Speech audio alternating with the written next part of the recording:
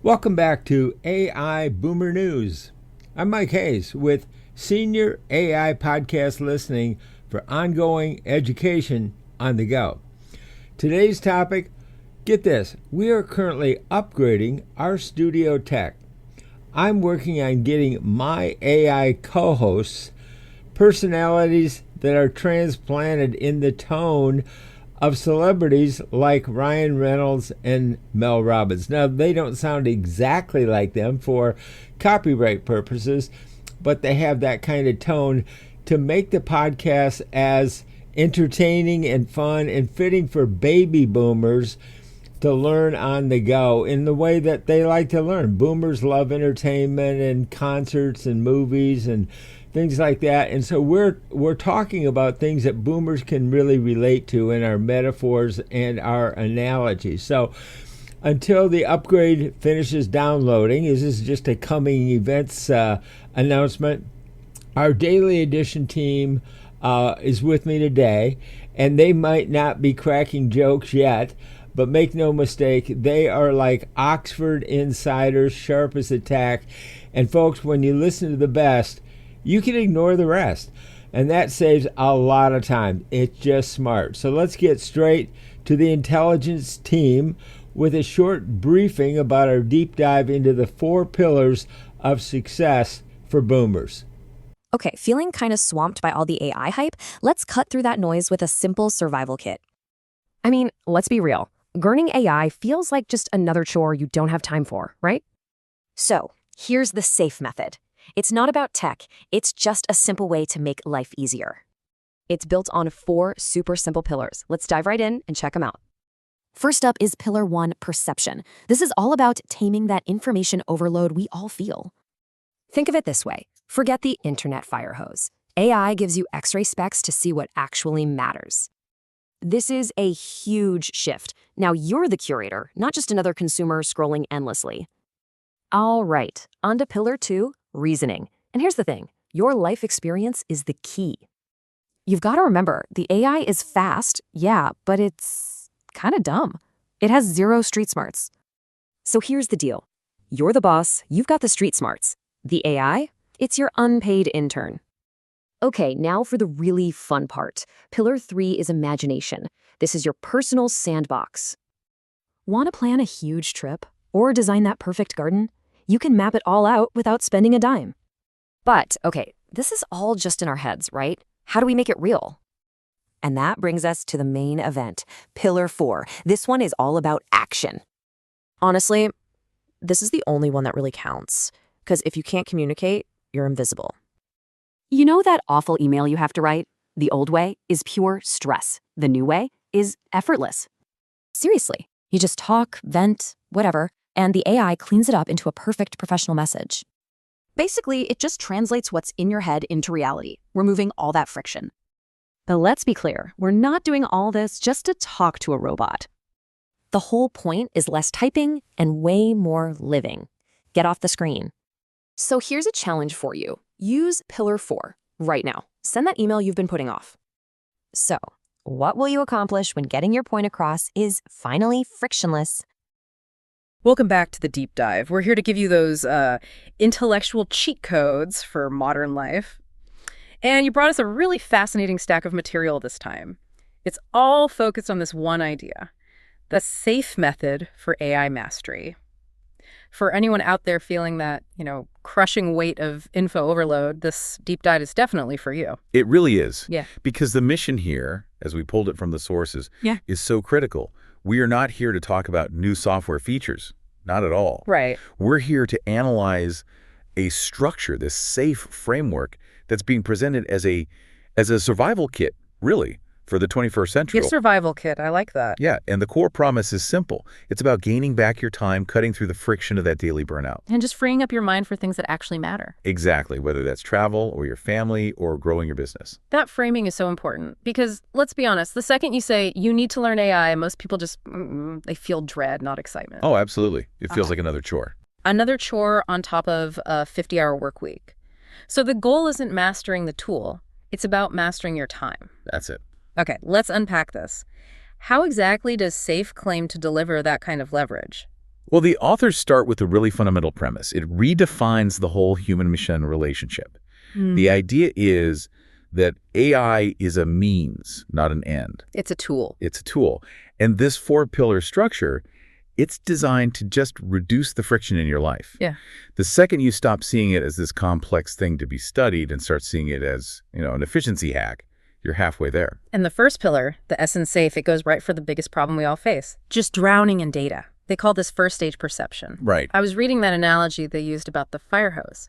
And that's when it clicked for me. This isn't just about filtering. It's about changing your whole relationship with noise. This is such a perfect image, isn't it? Yeah. A fire hose. Think about how most people use the internet.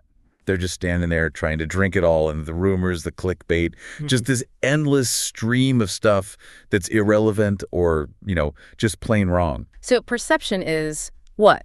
Turning the hose down. Turning it down, or even better, building a really smart filter.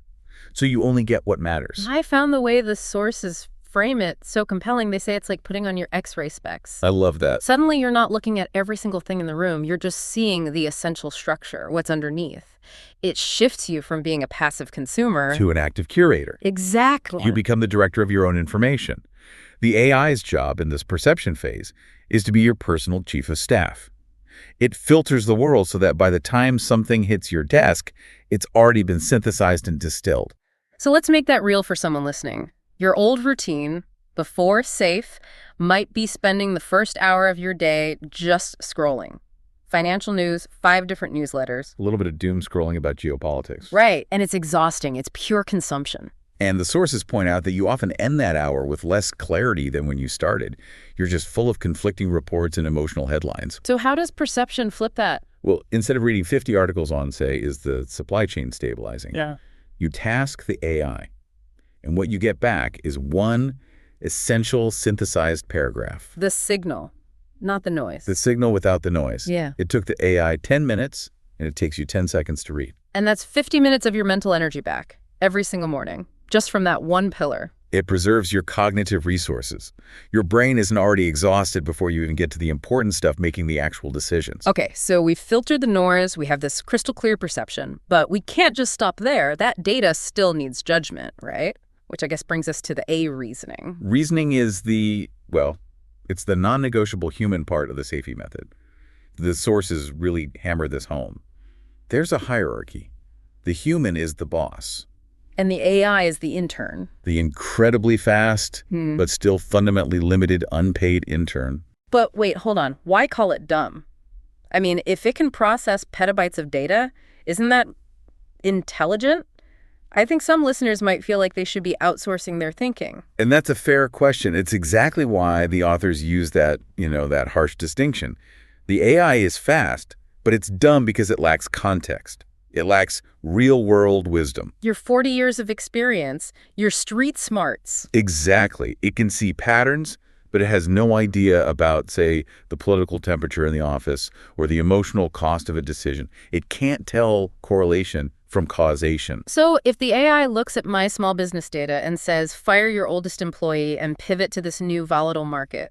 That's where your reasoning pillar kicks in. Right. You step in and say, okay, statistically that makes sense, but you're missing the regulatory headache, the hit to morale, and the fact that our community will hate us for it. So the AI gives options, but the human applies wisdom. The human applies judgment. You have to maintain that control. If you lose that hierarchy, you're just being efficiently steered toward a cliff. That relationship boss and intern is actually really empowering.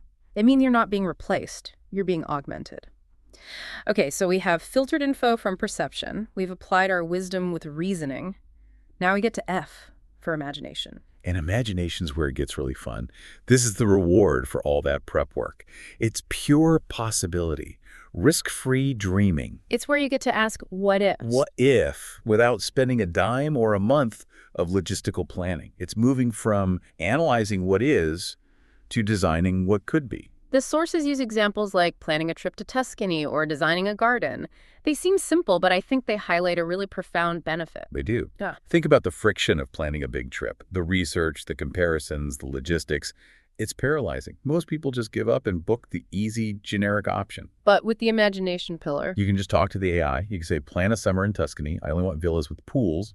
Within 30 minutes of a major historical site, include 3 cooking classes, and we can never drive more than 2 hours between stops. and it just generates that.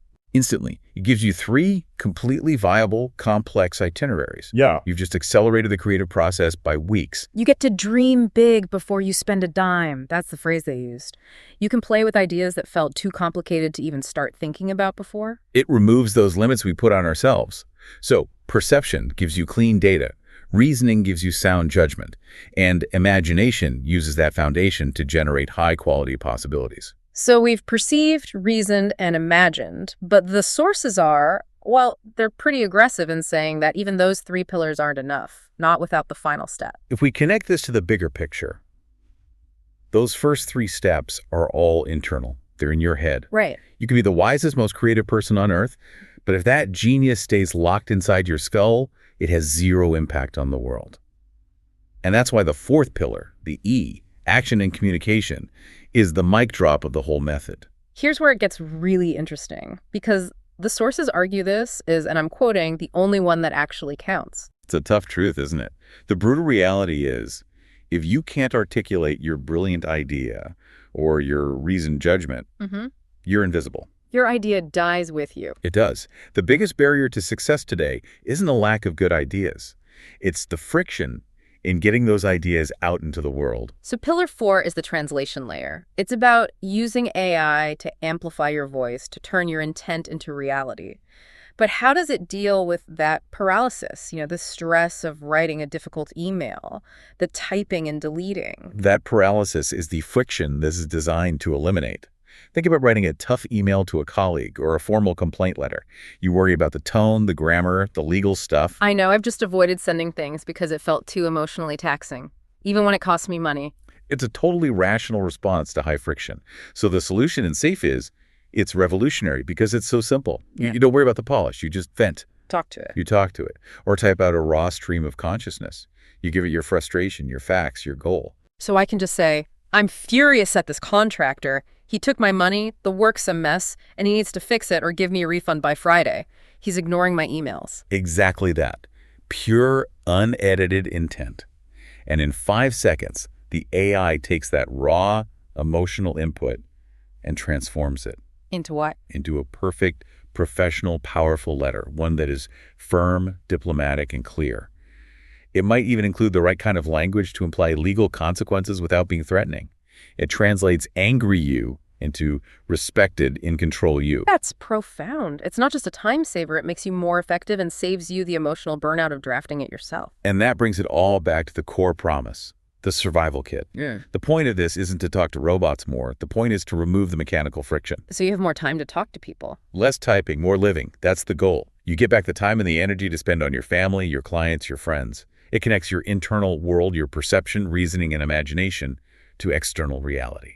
What's fascinating here is how SAFE just structures it all.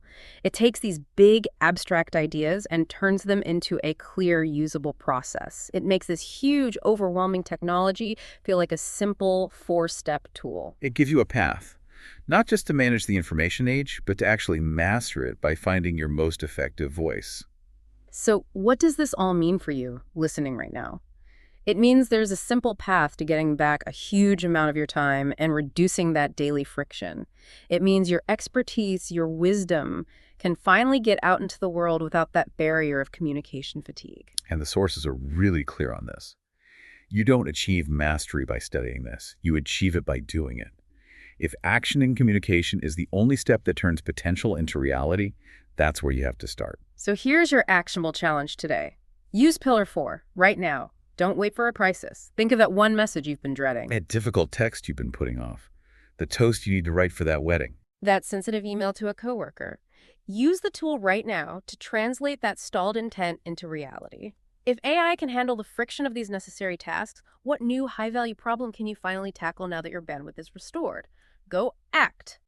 Well, that's our deep dive for today. Remember, the future doesn't have to be scary. We are building the AI safe zone for our boomer generation, one AI explanation at a time. Find our work that we're doing to protect and empower boomers. Join us at the senioraifoundation.org to discover our explainers. For AI Boomer News Talk Radio, I'm Mike Hayes. Stay curious, stay safe,